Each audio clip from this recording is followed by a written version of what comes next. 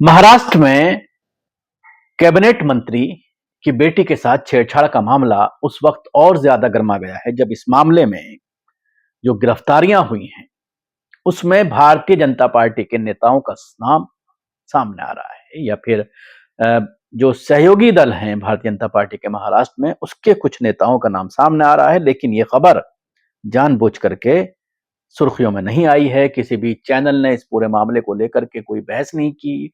बहस तो छोड़ दीजिए, एक ट्वीट तक नहीं किया गया है।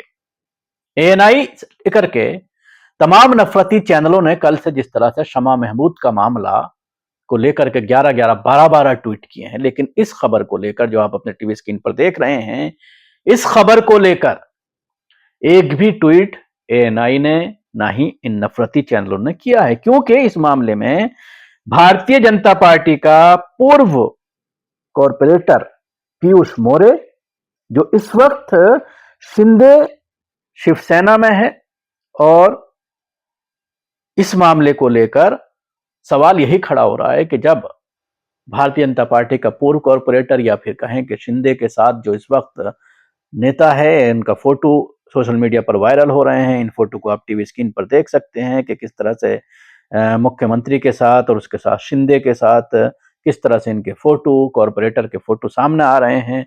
और इस कॉर्पोरेटर ने अपने 30-40 गुंडों के साथ मिलकर के इस पूरी घटना को अंजाम दिया था, छेड़छाड़ की थी। पुलिस की मौजूदगी में सुरक्षा गार्ड्स मौजूद थे, उसके बावजूद हिम्मत देखिए कि किस तरह से बच्चियों को इस तरह से परेशान किया गया। मामला सुर्खियों में आया।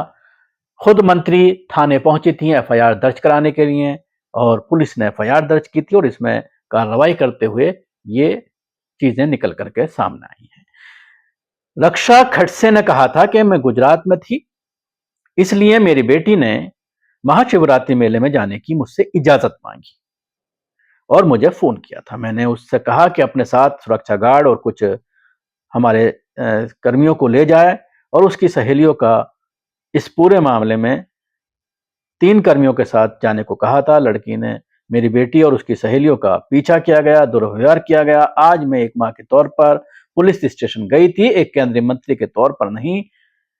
परसों रात को मेरी बेटी और उसकी सहेलियों के साथ जो घटना घटी वे निंदनीय है।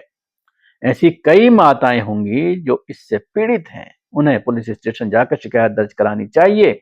मेरी बेटी और उसकी सहेलियां महाशिवरात्रि के मेले में गई थीं, जहां कुछ लोगों ने उनके साथ दुर्व्यवहार किया, इसलिए मैंने एफआईआर दर्ज की है। 30-40 लोग इकट्ठा हुए और दुर्व्यवहार करने लगे।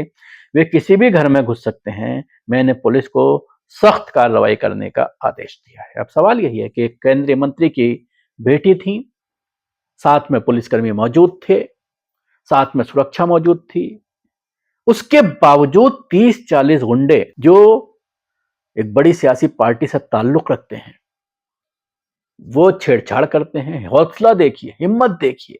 उन्हें नहीं मालूम होगा कि ये केंद्रीय मंत्री की बेटी है और फिर इस मामले में वो फंस सकते हैं।